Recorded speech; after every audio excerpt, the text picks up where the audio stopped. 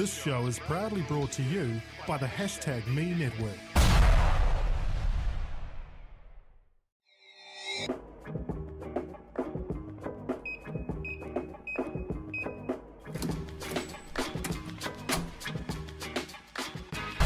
Access granted.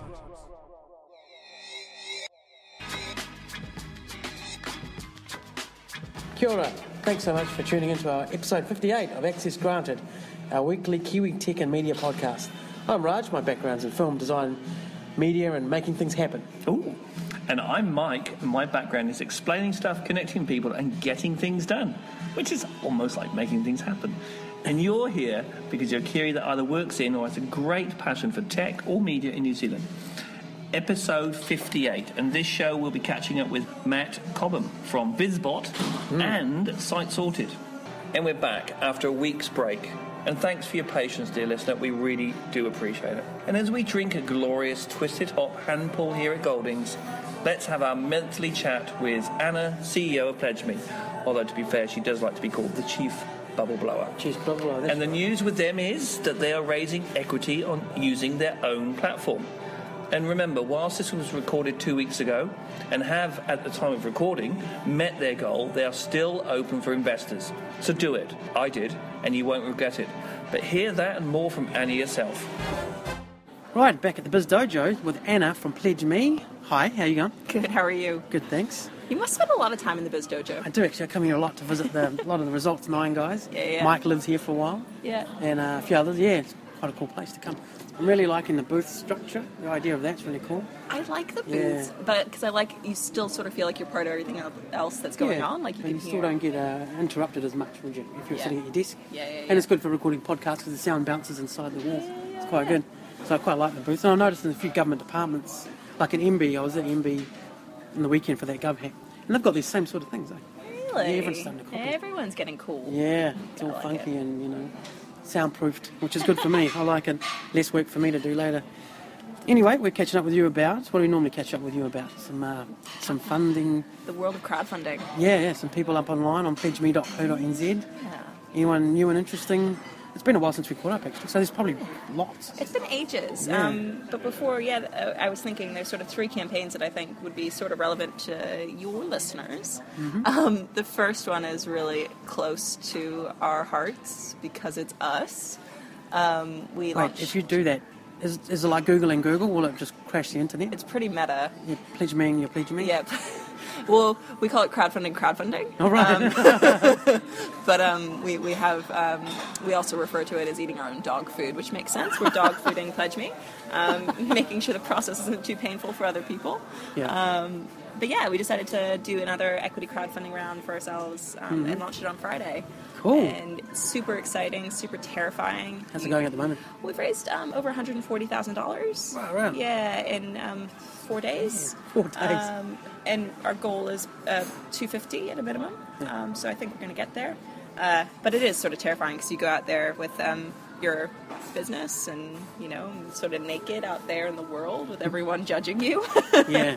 But yeah, it's pretty exciting. We're doing it because we want to sort of go next level and grow our team, look at some other products, and also look at overseas. So yeah, we think that with our crowd's help, we can do pretty cool things. That's amazing. Yeah. How long does that go till? So it's going to go for another 2 weeks until the 24th of July, I believe.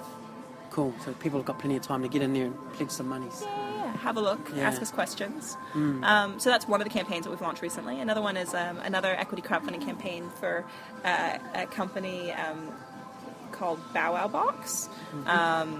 Actually, it's Delivery to You Limited is the name of the company, but Bow Wow Box is their product. And what it is a monthly subscription box for dogs. Yes, of course. Yeah. It's sort of like my food bag, but it's... Every dog that has an iPhone or an Android device, they need to do something with it, right? How much fun is it, though, just to get everything delivered to you? And, there's all these beautiful... It's like getting presents all the time, right? Yeah, well, they have a really great Instagram feed, and there's all these pictures of these dogs getting their boxes on Instagram, and there's some really freaking cute dogs on there. But yeah, they're looking at expanding. They're also looking at doing a Meow Wow box. And just a really... Totally makes sense. Yeah, really awesome team. So that's a really cool campaign that we've had launched recently as well. And the other sort of tech-related one is Conscious Consumers. They've launched a campaign for the Good Spend Counter, which is sort of like a loyalty program, but for companies that are doing a social good. So you can sort of vote with your feet and show which companies you're supporting, and they're creating a piece of tech to back that up. Sort of on top of the stuff that they're already doing, certifying local cafes and restaurants. So the idea of that is it'll be basically on your device. Yeah. Whole list of good people doing good things. Yeah, they've already got an app that shows you where the closest sort of conscious consumer related cafes and restaurants are. Mm-hmm. But this is actually just giving the cafes a bit of feedback on how much money is being spent there by people that are caring about that sort of thing. Well, that kind of helps from the business model point of view. Yeah, it's sort of real-time feedback and real-time data, and just a really cool team as well, and just doing things a bit different, which is awesome. We like to see that. Yeah, that's really cool. Yeah. And so what happens after your PledgeMe funding round? What happens after that? So you got a few ideas, right? Yeah, well, if we're some successful, you're allowed to talk about, I guess. Yeah, some you can't. Yeah. If we meet our goal, we're definitely planning on growing the team a bit further, including bringing some of our tech in house, and looking at sort of new products. I mean, at the moment we're doing project crowdfunding and equity crowdfunding, but we're doing a piece of scoping research at the moment around debt crowdfunding. What would it look like if companies, instead of issuing shares, could issue bonds? And there's some really great overseas examples of that working very well.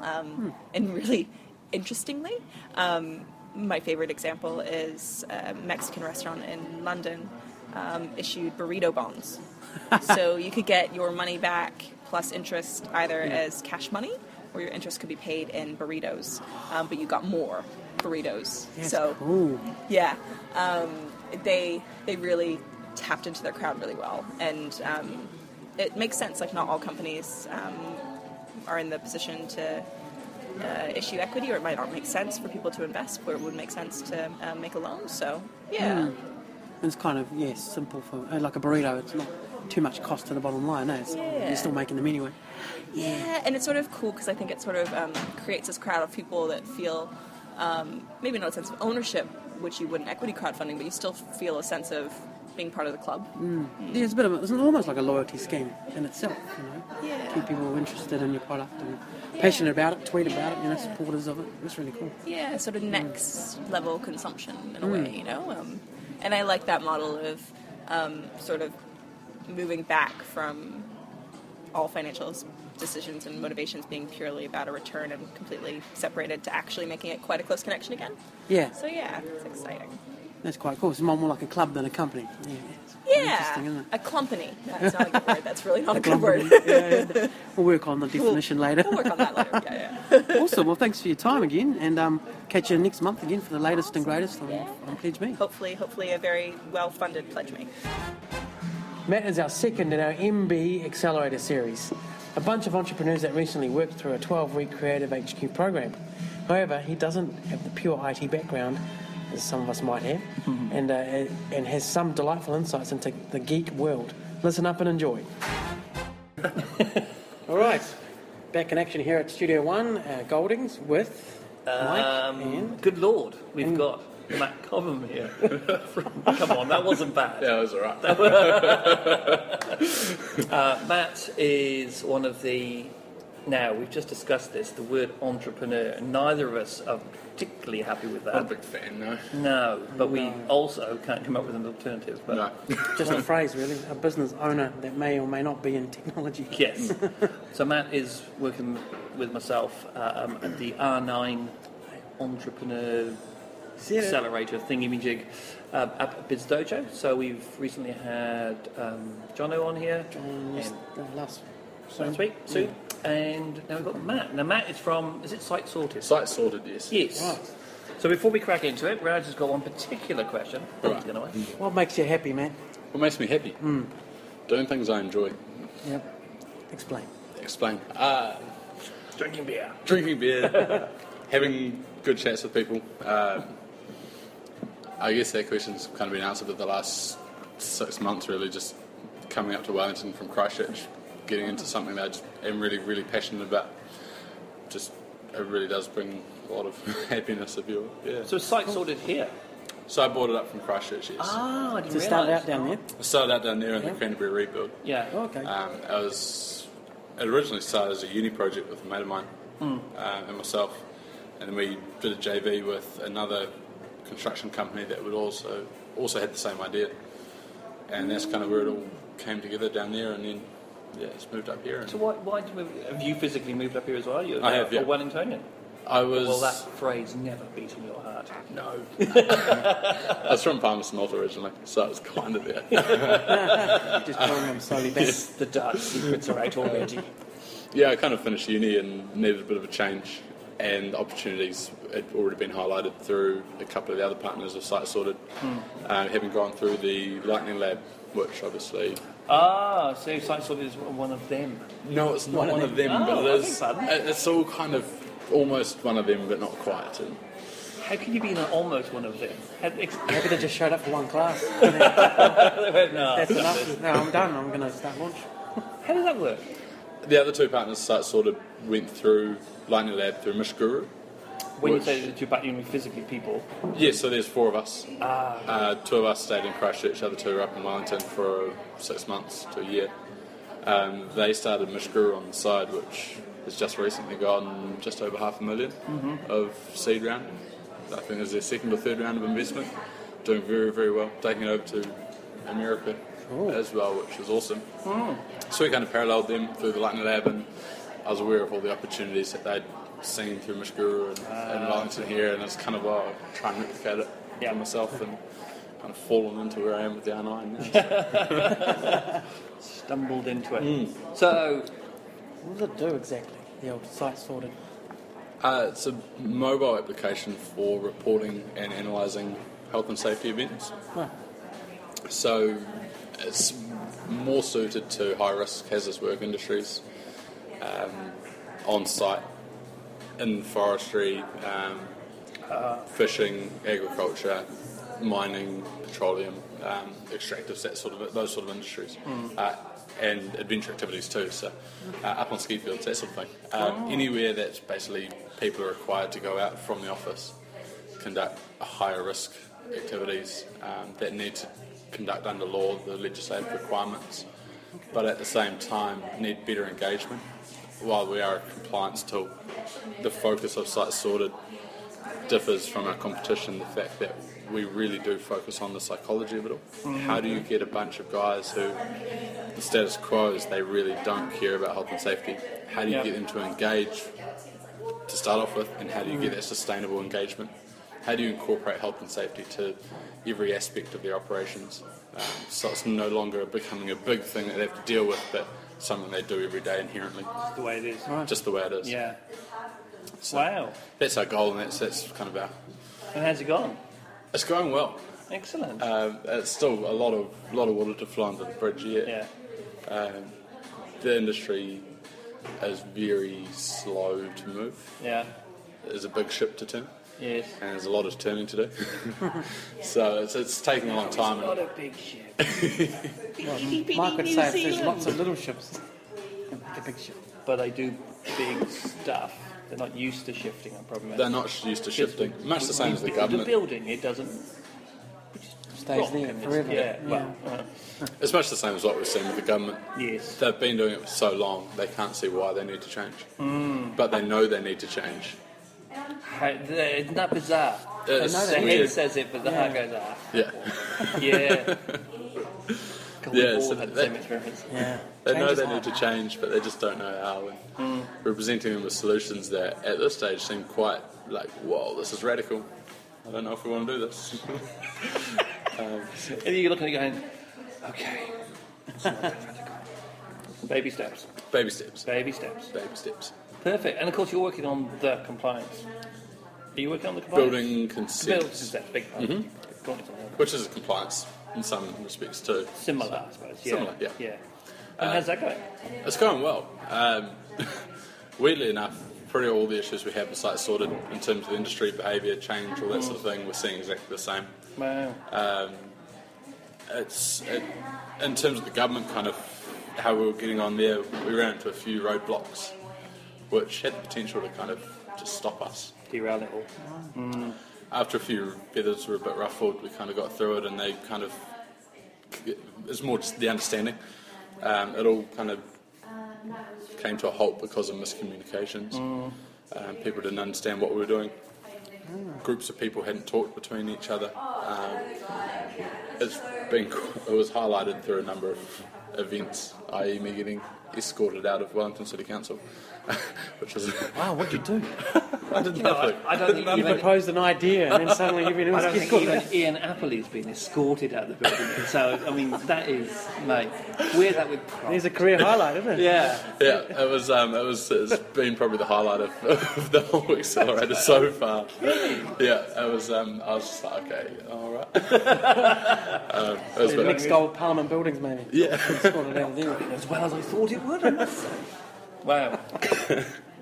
But we kind of had their attention before that, but afterwards they were really listening to us, and they actually started to understand what we were trying to do, why we were trying to do what we were trying to achieve, and then how we were trying to go about that. Yeah.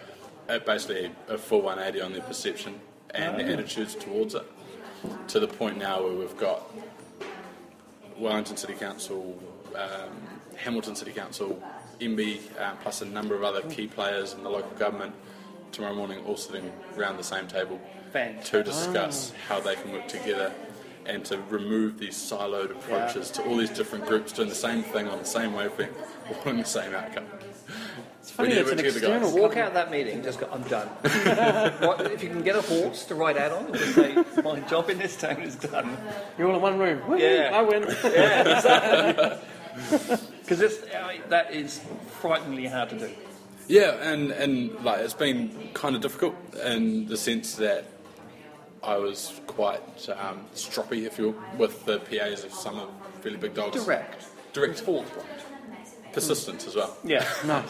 There's kind of just trying to emphasise the need for them to attend this meeting, and they're kind of like, well, why? It's like, because of this, this and this, and they're like, so... They have to be here. Okay, all right.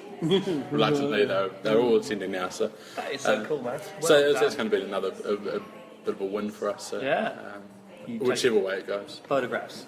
But You have to get have a proof. selfie with them all. Yeah. That would be great. Absolutely, you should. And it'll be interesting to find out how many people have not met before. I think they've all met. I just don't think they've all sat around the same table at the same time talking about the same thing. Wow. So It's funny how it took an external party to get them all into one room to talk to each other. Well, I mean, fundamentally, that's our business plan. That's exactly what we're going to do. It's just people sit around the table and fucking talk. It's not rocket science, but it seems to be rocket science. the simplest things are often the hardest things to do. So. Sound like a lyric for something or something? Oh my god. It's going to bring out shoutings. I never thought that would happen. So let's go back. So site sorted, I beg your pardon. Are you a coder? Are you a dev? You come from tech or? No, I'm a civil engineer by training. Civil, Although, as in you go to swear. civil. Yeah, he's a polite engineer. I've been Very waiting good for quite a while to say that joke, by the way. I was trying to avoid it. I do apologise. No, so I'm a civil engineer, and that's kind of how I got into the construction, high-risk engineering, AEC kind of space. Although I have my first year of engineering was half engineering, half computer science. Okay. Whilst I'm no longer fluent in the languages I learned, I do understand. I do kind of appreciate it. You know when people are talking bullshit. Yeah. Hang on. Yeah. Good skill to have. So, like, although, we did code throughout the degree, but it wasn't ever coding that was ever useful to actually be a developer. I'm even surprised that they did code through. Well, it's all more the mathematics, so it's computational mathematics and stochastic modelling, which is a lot of what buildings are. Yes. Like the probability of a building collapsing is all based on coding, all the mathematics from coding. So we had to learn that, but the actual development of useful stuff outside of that was non-existent. But Because you weren't doing to be fair, you weren't doing a computer degree, so... no, I'm there's no surprised. reason. Yes. Where's your hat? Come on. What? I want to build buildings. For a bridge. Can't drive anything over. So yeah, that's kind of, I could understand the software development, and that kind of put me in a position where, because I could understand and worked with construction the guys on the ground from very grassroots right up. Could understand their perspective, could understand the software perspective, and that's how I kind of got into the position I was in with Site Sorted, being kind of the translator between them. Yeah. At the time, so many other, I guess, projects had failed because it was either being developed by a construction worker who didn't have the software development skills, or developed by developers that had no actual use on the ground. Yeah. No practical application or usability sort of thing. So. Perfect tsunami. Yeah. Yeah. And so, did you know the other guys? Are they coders, or they? So it was a friend of mine from uni who studied software engineering, and he was just super onto it, and kind of just did a bit of freelancing on the side, created an app for himself, hacked into the university network to get all his timetables, so he didn't have to go through the uni system because he didn't like it. Yeah. Word spread. Somehow he got friends with the president of the UCSA, which is a student association of Canterbury. One thing led to another, him outlasting, outplaying the university IT department and getting a contract to actually create the university app. Because they've been doing it for so long, and he was just like, guys, this is how it is. This is how it should be done. And I was like, oh, okay. Thank you. He kind of had a reputation of being good. I proposed him a problem that I thought needed a solution and the opportunity, and he thought it was good enough. So we started through Entree, and then kind of one thing. Entree, what's that? That's like UCSA has a whole lot of clubs, just social clubs. INSOC's probably the most infamous, with the roundy and various other shenanigans they call it. Have you never heard of it? I'm from Wales. Oh, okay. So I don't know any of this stuff. Oh, I see. And everybody I've ever known, and my wife, etc., they all went to Dunedin, because she's from Christchurch, so, I'm from that land that you do not go to the university in your homeland. Get out and go somewhere else. You demolish someone else's city, and then you come back home. Yeah, well, that's what I've done. I went down there, of course, have it there, and now I'm back. Didn't get a permit, you massive, yes. Sorry, you were saying? Yeah, so Entree is just a student club for entrepreneurship. They just put on some really cool events, and to be honest, the reason why I got into it at the start was just because they had free green bottle beer opposed to having to line up and get not very great beer from a keg. So it was much nicer, much classier. I was like, we could do this. So, and that's how I kind of got into it. And one thing led to another. Actually, applying for one of the competitions of developing a business model through their that became Site Sorted. Yeah, we didn't even get halfway through it, and they kind of kept culling. We got culled with one of the first ones. We both, first fail. Was an entrepreneur term, fail often, fail fast. That's right. Whatever it is. Escorted from the building. Not this stuff. We just both thought it had merit, and so we took it forward. Awesome. So he did all the development work, and I did more the conceptual development and how it should work. And so even if the idea, that it's not the experts, that's probably unfair, but there's the competition, the whatever. Whatever. This has still got a good idea. Let's go for it. Mm-hmm. So we kind of got help outside of it through the UC Innovators, which was UC Innovators kind of were the instigator of Entree.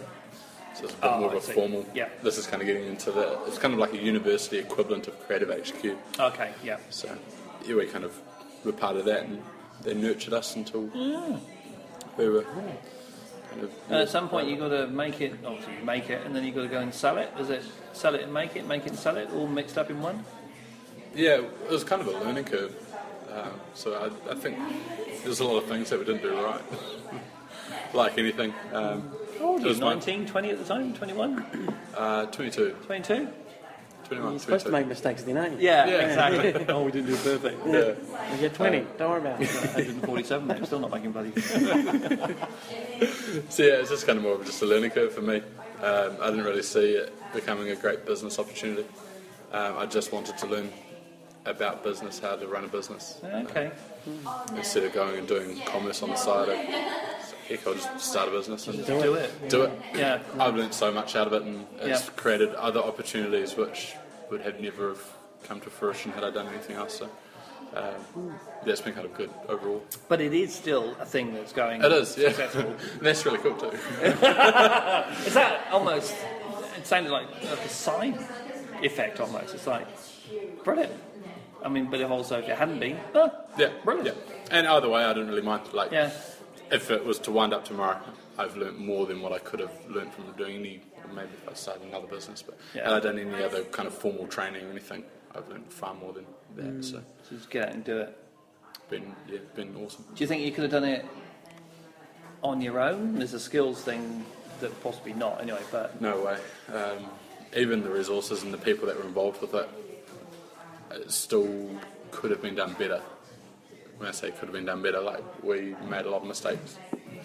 Even then, and even now, we kind of struggled because of that. yeah.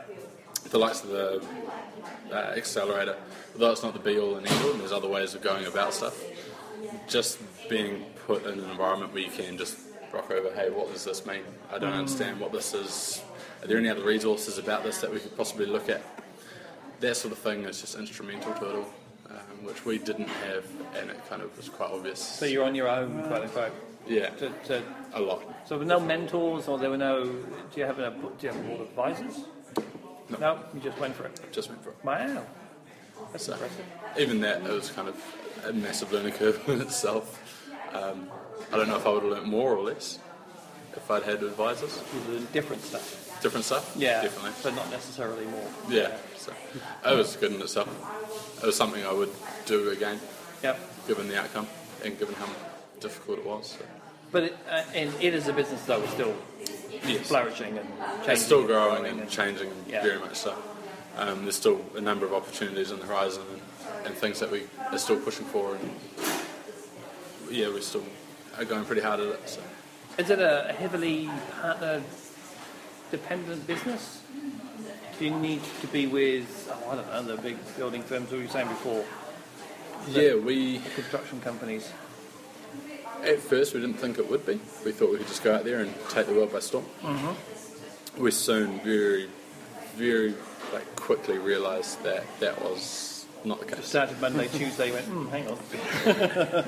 Yeah, we're looking to partner now with NZTA, SiteSafe, and Mackay's Peka. So there's some pretty big opportunities there that we're pushing. We probably realistically won't be successful without those sort of things, those sort of partnerships. Yeah. The reason why NZTA is going to be so critical in what we do, they've essentially created a front-end app for what we do. Essentially the same thing in some respects. We have the back-end analysis and management of the app that they've got. They've essentially done an MVP, probably not even that, maybe even pre-MVP, Yeah. of just showing the industry that paper-based and manual-based systems are not the way to go, are not the way to improve health and safety in New Zealand. They've educated the market They've educated by the market. being a big voice. Yes. Yeah. They're in a position that they can say to their clients, so if you don't like this, then don't be our client, don't work for us anymore. They can do that. You don't have to be a client. It's Yeah. okay. Yeah, and they basically forced it out, upsetting a lot of people, but they can do that. Yeah. And subsequently, even if other companies that work for them don't use it, it's had enough of effect that they will change the way that they're doing, which Yeah. is instrumental to the entire industry. And so that's why I'd like to partner with NZTA and just having the voice that they've got. But if they've already got it, it's a bit harsh, isn't it? No, and you don't have to tell us your commercial agreements or your secret goals or whatever, but Nothing secret to it no. whatsoever. Nothing's secret. No. Now, you said this before, actually, because I was asking about the blog on your SiteSafe, and you got two blogs, and one was the product blog, and the other one was from the coalface, and I was just asking, what's the difference? And you said, well, we just put it all out there. Everything's open. Our agreement, we don't really have an agreement with NZTA. No. We have the access to their app, and we can integrate into their app, and we can work with them, we can show people that there is better ways of doing stuff. We're leveraging off all the work that NZTA have done. Make no excuses or secrets about that. The same with our blog. people can try and copy us and can replicate systems, but at the end of the day, we're the ones that created it, and we understand that how it should be done and what works best. And so if other companies want to try and leverage off what NZTA do, go for it. Be our competition and show us how it's been done. But until then, we would like to think we're the market leader in showing people how to do so. It's very confident. Yeah. We'll probably fail. And I don't. That's all right. But we've already changed enough minds and changed enough perceptions within the industry that I don't mind if we fail now. No. But you made enough noise. But you won't be able to pay the rent. Yeah, that's always an issue. Or get the round in. I mean, I just don't understand where you're going with this crazy talk. I haven't been able to pay rent for the last 6 years, so that's nothing new. And yeah, you get used to what you get used to, don't you? Like if it brings enough value to people, the money will come eventually. Always up to build it, they will come. Okay. Maybe a trap. I don't know. So if you do it better than everyone else, they'll use it. Well, we were talking about this before, and Vaughan put up, I'm going to paraphrase, is that you can copy our product, you can copy our service, you can copy our something else, but you can't copy our culture, which is another way of saying, is that right? So it's similar to... Yeah, very much so. Yeah. It's interesting as well that, and another example that I've been using recently is, we're going to write down everything that we've learned and potentially put it in a book and go, there you go, that's procurement, that's how it should be done. And someone said, well, what, you're going to charge $1 million for the book? Because where are you going to get your money from? And there's a guy called Steve Krug. Do you know Steve Krug? He wrote a UX, website usability book, which is it's quite old now, but it's still very valid, which is called Don't Make Me Think. It's almost a philosophy, but it's English, Don't Make Me Think. And at the very beginning of that, it's a very thin book, lots of cartoons, very, very easily. Oh, I love it. Legible, yeah. Cartoons. And he wrote down everything he knows about website usability. Yeah. And his friends were, but you can't do that, that's your job. And he said that knowing it and being able to do it is a whole different thing. Yeah. So the experience and the nuances and how to deal with this client in this way at this time is different than I couldn't write that book. This is everything I know. And that's a little bit like, it's all there, this is how we do it, this is where it is. Yeah. But really, if you really want to do it, it's a whole other thing. It's a whole other thing, yeah. Maybe there is confidence and whatnot, but at the same time, it's just, if you want to be able to do it, then you have to be able to do it. Yeah.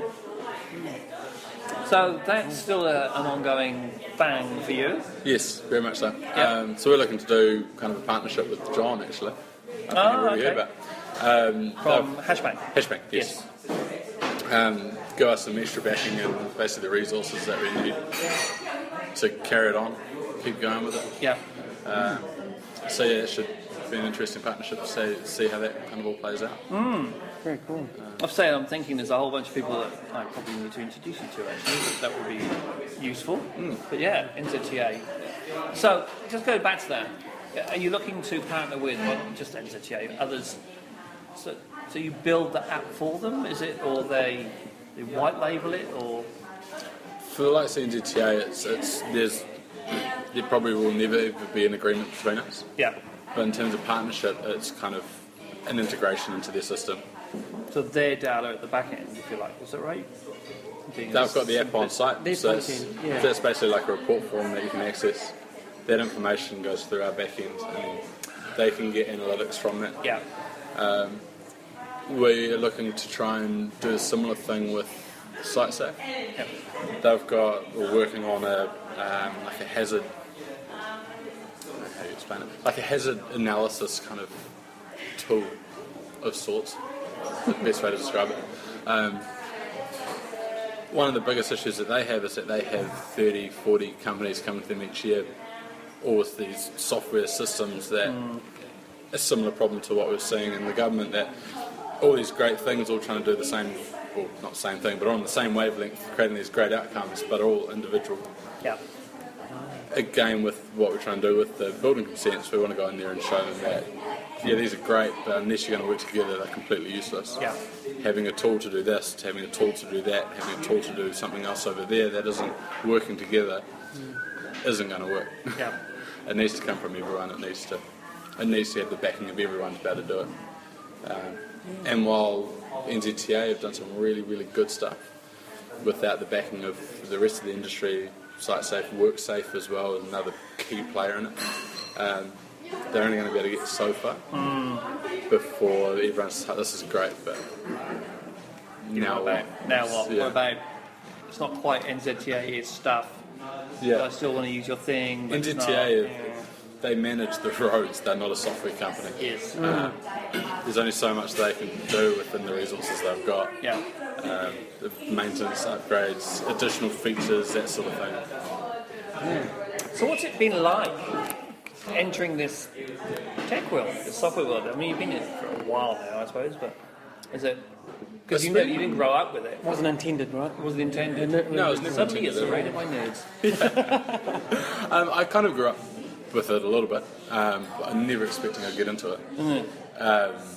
It's interesting. I guess the thing that I really not struggle with, but always plays on the back of my mind is I've got this product that's really, really great. People like it.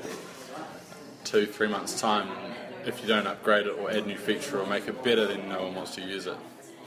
The likes of Snapchat or Facebook, for example, start off really simple, and each time it's bigger and bigger. When are they going to stop? We're to the point where it's just like, this is... Well, I don't know if they will, because the users phrase demand is- stuff, right? The phrase is, the web's not a project. Never is the answer to that. Yeah. However, are you a consumer product that needs to play in that game? I don't know. Maybe you are, maybe you're not. But That's the thing that kind of plays on my mind. It's kind of like, well, that's cool, but like, everyone's just going to keep going. yeah, What's get better, but get better. Which is kind of exciting at the same time. It adds a whole bunch of challenges and opportunities and everything else that comes with that. So. That's quite interesting. But aside from that, no, it's cool. Like, just fast and exciting, and to the industries I've been part of previously, it's which is awesome. Light speed as well. Yeah, especially in comparison to especially the construction industry that I've come from. But you must also bring the other way around. There are facets of the construction industry, the engineering industry that you bring to IT, and you must look at it going, I can't believe you guys don't do this. I don't know, maybe not, but is there anything? Every day. There you go. Yeah, every day. And it's, I guess that's probably one of my biggest challenges, is trying to balance the two. What aspects of engineering and construction are really, really good for what I'm doing? What really suck? Yeah. What are really good from the IT and software and this lean and agile approach that is really good? What aspects could potentially be done better? So, yeah, it's kind of just a day-to-day challenge. It's always trying to keep on top of. But Got 1 foot in one camp and 1 foot in another. it's interesting. It's kind of two very different camps that... Yeah. I think, to be honest, construction and engineering can benefit more from the lean, agile, startup, tech world principles. Well, Mark Revolutionise. Andreessen. Sorry? Mark Andreessen, who started Mozilla, no, before that, Netscape. Anyway, VC, and his famous quote, it'll be on his tombstone, bugger, is, software's eating the world. There's a reason for that. Software is in every industry and changing everything, and it hasn't got there yet. He reckons education and health is probably next. But every industry, software is eating the world. Yeah, And I think there's a reason for that. In the engineering, especially construction, the actual technology on site, it goes without saying, they need to have, and they have to have, if they want to keep going forward and doing things better. But the actual principles of the software and tech, the methodologies in which they work, the reason why they've been employed is that you don't really know what a software program or application is going to be like until you start using it. When you start using it, oh, this is great, but I actually wanted it like this. So you have to have those lean and agile approaches, like the Scrum, the sprints, the continual iterations over what you're doing, because there's such great change. Traditionally in engineering, a project manager at the start, who's the head of the project, goes through, writes out a Gantt chart of the project, planning it. This is what we're going to do, and this is our endpoint over here. While you still need that, in reality, you're going to get maybe 2 weeks into the project. As soon as you start digging, you realise that the ground is much different to what you're expecting. Completely blows your program out of the water, and in the end, you have a 6-month delay. Everything on site changes from day to day. Wow, really? Because I'm thinking it's bricks on bricks. No, not at It's all. always variable. This is what people kind of soil, it's a water main or something, you know. Yeah. I'm learning. That's what people want you to believe, but there's just so many variables, and it is like Not just cut and paste like us. there's just so many variables. There's so many things going on that no one can ever account for, although they would like you to believe they could. That's the reason why they're always stressed that budgets are always being kind of teetering on whether or not they can make it or not. If they could employ some of the lean methodologies and have some of the agile and kind of like the Scrum, for example, if they could do that in engineering, the cost savings would be huge. Just being able to account for the variables and the changes because of just natural variations in it. So, and that's not at all how anyone does it. It's just no. It is literally the waterfall. It's slowly. I'm going to build a box, and here's all the steps. Everything will go perfectly well. It's the thing, isn't it? All the bricks will be applied on top of each other in this order, and we'll get to the end. We'll have a party. It's forever idealised. You can't do that. You just can't. Things just change so often. And while my last job working in civil infrastructure employed the last planner, which is kind of a 4-week, so it's a weekly scrum looking at a 4-week kind of endpoint. So each week we review it, and so you redo the last planner. What do you need for the next 4 weeks? How did you get on this last week? Did all the resources we used, were they good? Do you need more? That sort of thing, which is a scrum in itself. Exactly. The amount of savings that the company saved, or the resources that the company saved, was just outrageous. Wow. They saved so much money because they weren't having to hire a plant for 6 weeks when they only really needed it for 4. Because they got the job done faster because they're expecting this type of ground, and it was a different type that meant they could just rip through it, sort of thing. Other times when they had to coming up on another section and they had the plant and what they're expecting to take 4 weeks, identified by week 2 that it was actually going to take 6 weeks. Instead of having to off-hire, rehire, and all the charges associated with that, you could just push it out and it worked. The software is eating the world, and it's not just the software; it's the way the principles, and I think it's right. in terms of the R9 accelerator and government. The whole purpose of it is to show government that their current methodologies of doing stuff is not the only way. There's a spectrum of methodologies that they should consider. This is much the same for construction too. While the startup tech world methodologies are great for some things, there needs to be the spectrum. I don't think construction have realised this yet. In some respects, they're exactly like the government. It's fascinating. It's always been the way they've done it, right? So they're still learning to change, right? But if you always do what you've always done, you always get what you've always got. So. No. Same outcomes. Are you singing a song out? I've got a book full of lyrics here. A book full of lyrics. That's fantastic. But they've not had, as you say, well, I call it the oh fuck moment. There's no change ever happens with a human being unless there's an oh fuck moment. And it's always internal. Not always. Almost always internal. That, fuck, this is not working. And we rarely get to see them until there's a divorce or there's something, we get to see behaviour externally, but that oh fuck moment is internal. And unless someone gets it, why would you change? Unfortunately for health and safety, it came from the Pike River. Something that dramatic and catastrophic made the entire New Zealand knee-jerk reaction in some respect. We need to do health and safety better. I feel like it's going to come to the same thing with the economy too.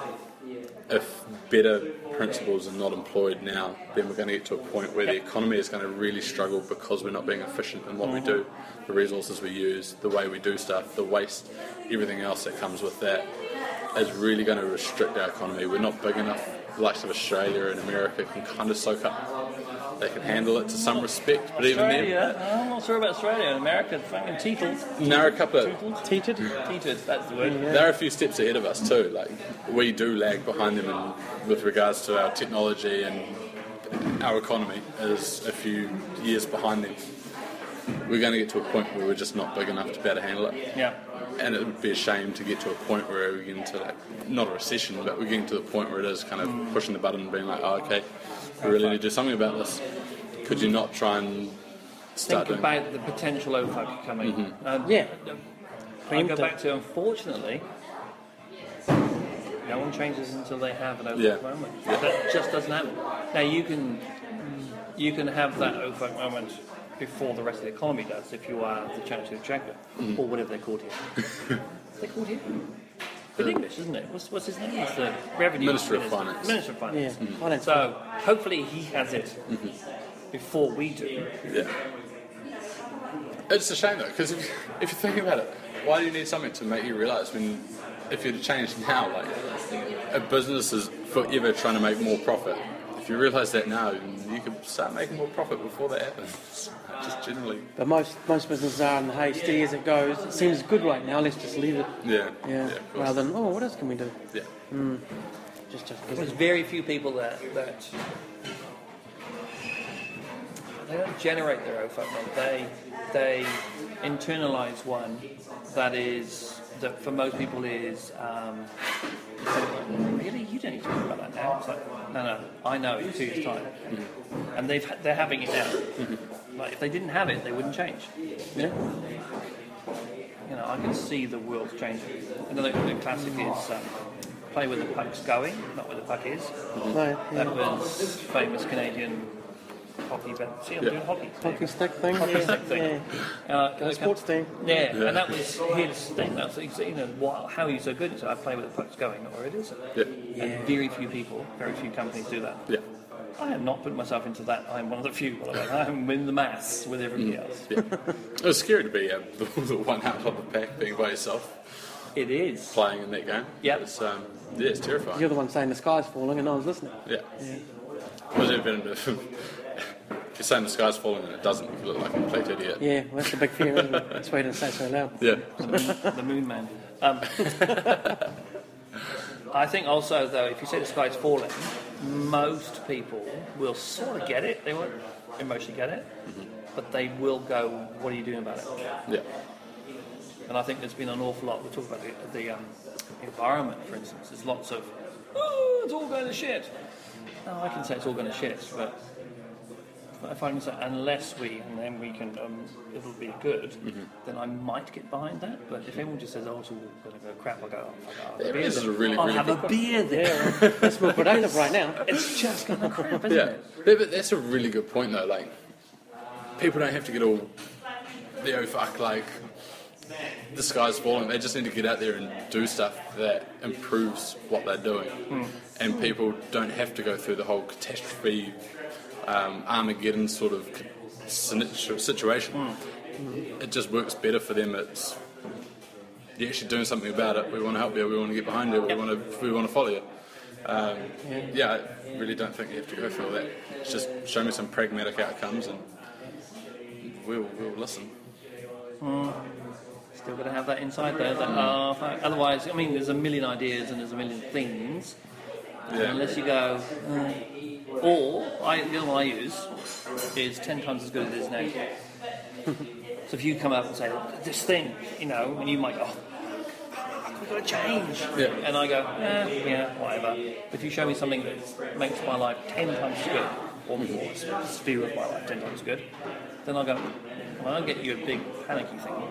But I do like that. That's 10 times as good. That's brilliant. Yeah. 10x. So you're going to ease them into it. 10x. Yeah. Sometimes be there. Be interesting tomorrow when you get them all in the room with you see, and in my experience is you'll feel it when that goes around the room. It might happen the moment they all sit in the room and look at each other and go, oh, fuck, we should have done this before. Or not. You'll have the conversation. Yeah.